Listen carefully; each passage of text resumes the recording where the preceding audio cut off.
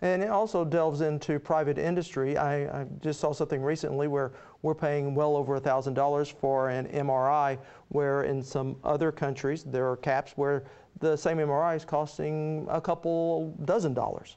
Well, it's interesting. In this country, we've chosen to go the employer route. The employer supplies much of our country with their health care benefits. And so it'll be interesting to watch the presidential debate to see who produces what types of health care plans. But we've got some tough issues to talk about. We've got to look at some potential reform options within Medicare that aren't going to be very fun.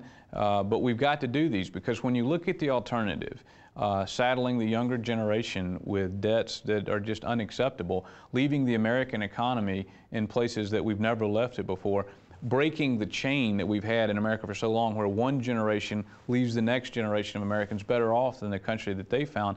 I don't know about you, but I don't want to be a part of that first generation that breaks that tremendous chain that we have.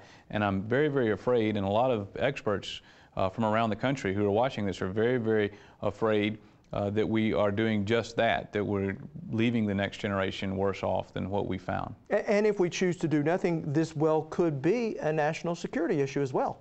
Doing nothing, frankly, is probably the worst option. So we have to entertain various remedies that are on the table now. There's some members of Congress that have put forth an idea to have a commission, and I know we've had a lot of blue ribbon commissions in the past, but there's an idea being tossed around right now. A fellow named Frank Wolf, a congressman from Virginia, and a guy named Jim Cooper down in Tennessee that have put together a very interesting proposal that would bring together a commission of sorts and have the Congress have an up or down vote on a big reform plan for Social Security, and that may be the route to go. I remember the BRAC Commission, which looked at military bases and so forth, and they had to make the very unpopular decision to close down some military bases, and they were able to do that in a similar sort of way. So maybe that's the route to go, but you're right, doing nothing is the worst option. Now, to accomplish this bill, what is it going to take?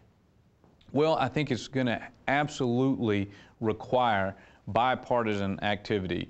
It is going to demand White House leadership. It's of all the deficits that we face, you know, we have a balance of payment deficit, we have a trade deficit, we have the budget deficit, but we also have a leadership deficit, and I don't say that to be partisan. That's a very bipartisan criticism. We have a leadership deficit on both sides of the aisle. But whoever wins this White House race, they are going to have to use the bully pulpit of the White House, which is very unique in American politics. There's only one president. Congress is a giant committee, and it's very difficult to rule by committee. So it's going to take some strong White House leadership. And then over on the congressional side, it's going to take Democrats and Republicans working together.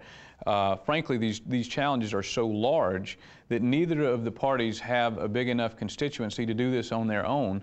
And every time one of the major parties has tried to do it on their own, they've been punished for it at the polls. You know, whether it was President Bush with his Social Security reform plan, or I remember back in the 90s, the Clinton 93 budget that not a single Republican voted for, and then in 1994, Republicans swept in congressional elections. So I don't know how many times politicians have to see this happen to learn that you can't do this on your own. We've all got to hold hands and do this together. Well, Mr. Smith, do we put our country in jeopardy by the amount of debt that's held outside of this country? Well, it's been an increasing observation of ours, and I'll give you an example. I graduated from high school in 1987, and at that time, about 15 to 16% of the debt held by the public was owned by foreigners. Now it's almost half. So it's gone up that much just since 1987. And I don't say that to be xenophobic, you know, because, you know, it's the Chinese that own a big chunk of our debt, and the Japanese or OPEC nations, the petroleum producing countries around. I say that because it does sort of give them a toe in the door, though, with our own public policy.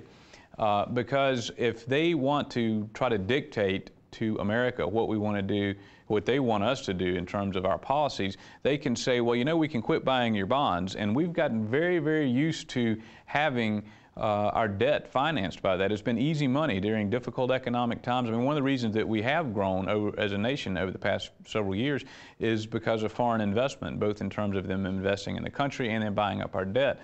So when you look at what they're doing, it concerns us because it could give them a toe in the door of our public policy. And calling a bond is not something new. I know that there's even a history of it, or at least alleged history of it. That's in right. our own national history. Well, one example, if you look back to the 1950s in terms of this foreign-owned debt, I can give you an example. If you remember the Suez Canal incident of the 1950s, President Eisenhower was in office, and we were in the Cold War with the Soviet Union, and tensions were heating up over the Suez Canal situation. And the United Kingdom at that time, they were sending in troops, and the situation could have been escalated. President Eisenhower asked them to pull out, and they didn't. And so he then instructed the Treasury Department to get a hold of the UK and ask them very nicely and say that we're going to pull those bonds that we have, and we're not going to be buying up your debt, because at that time America was buying up UK's debt. It's vice versa now. And very quickly they responded and they pulled their troops out. Many historians think that was the official last day of the British Empire, when one other nation could dictate to it what their foreign policy would be, what their military policy would be. And that was with allies, the UK and the United States. So imagine what it's going to be like later this century with a competitor nation such as China holding all of our bonds. So history does show us some examples. Well, we have a reaction on the current budget crisis from members of Oklahoma's congressional delegation. To hear their perspective, go to okhorizon.com and click on this week's Value Added.